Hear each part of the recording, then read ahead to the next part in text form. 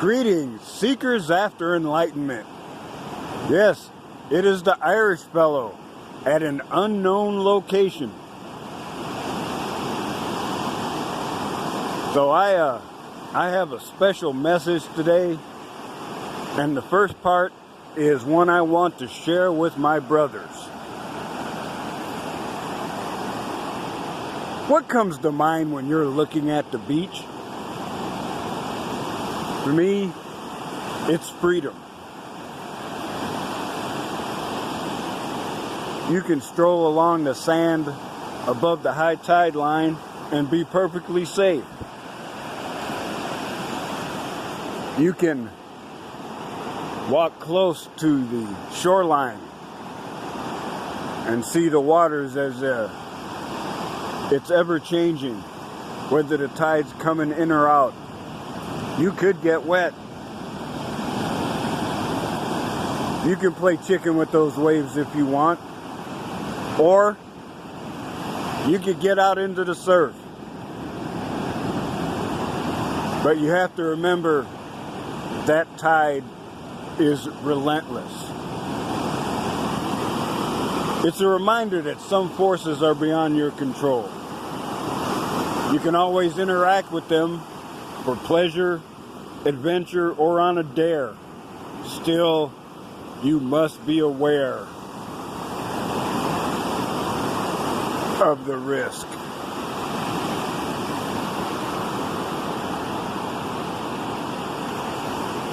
When you're at the beach, you can see many people that are in a family group or with a companion or two. You could look at a situation like this and say it's incomplete if you're acting alone. Yet it does not have to be so. One can find a touch of serenity by merely being an observer. There's no traffic guard limiting this area to couples and families. Take in this scene. Adjust your posture. Slow your breathing. And clear your mind.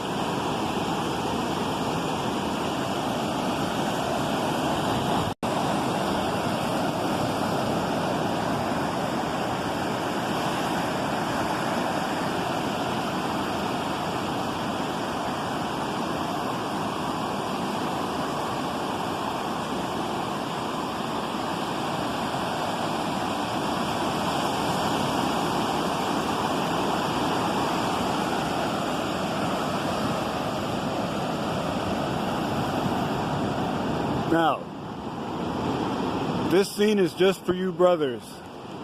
The rest of this rant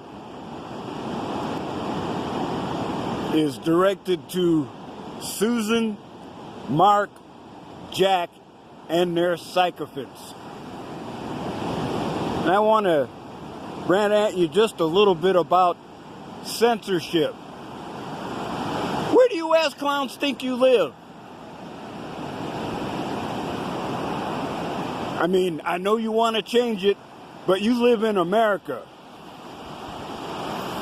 You're ignoring it, but there is a minor document that you need to be following called the First Amendment. The First Amendment was not designed to protect your fragile feelings. It was designed to harbor free thought. As a black man, do you think I like hearing some guy in a Klan robe or a skinhead saying, I'm a mud person, so I'm not really human? Therefore, I do not deserve the same rights as anyone else? Hell no. I think that attitude is disgusting. However, it does not bother me to hear them say it.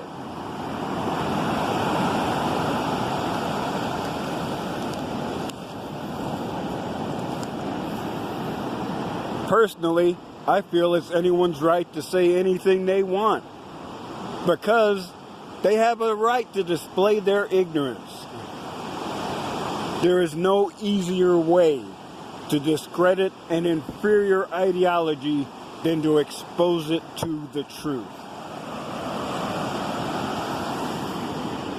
The First Amendment is designed to protect speech that you do not like. How is there a free exchange of ideas when anything you do not like is labeled hate speech and you bring a government pimp hand on that person?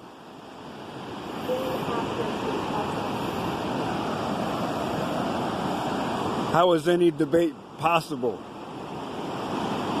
when you, for example, terminated Ken Del Rican's channel without any strikes, flags, or warning? How can you erase someone's hard work, not only without compensation, but selectively enforcing the rules?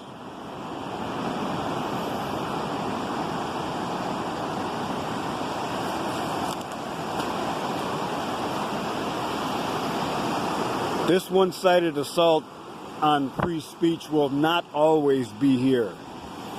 When you're not in power, those same laws will be used against you. Now, this is not an incitement or a threat. I'm a nobody. It's just an observation from a student of history. And you know, you have two choices. If you do not like what you hear, ignore it or say something back. Debate, ask questions, bring facts to the table. That is how consensus is reached. Since you are unable to do either of those things, it makes you a coward. The First Amendment is there to protect all speech, not just the speech that you agree with.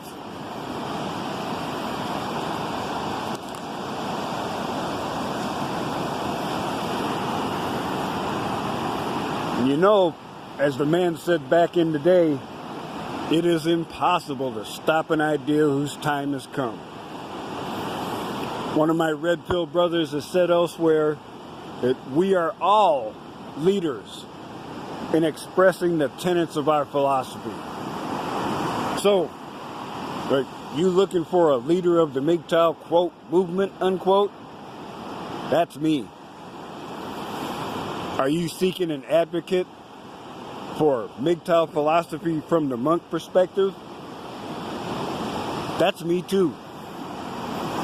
Are you looking for someone who will fight until there's not a breath left in his body? That's me too.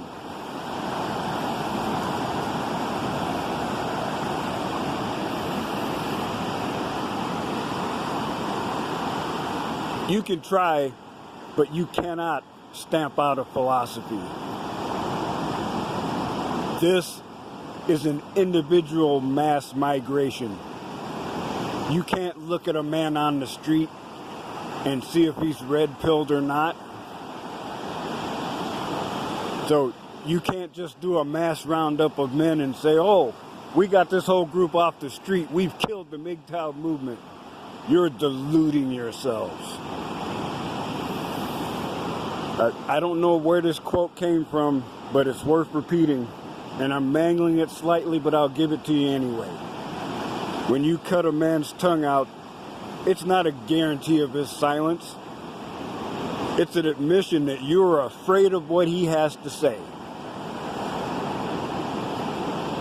If your philosophy is so vile and corrupt that you cannot bring a fact to the table, but make a point of censoring those who say anything against the narrative, well, it just proves who the real extremist is, doesn't it?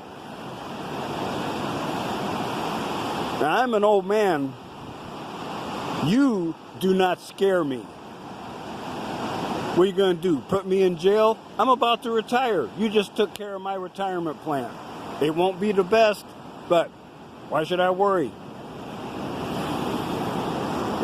Even if you have some of your agents arrange for a lethal accident for me, you're still doing me a favor because you've gotten me out of my life of constant pain.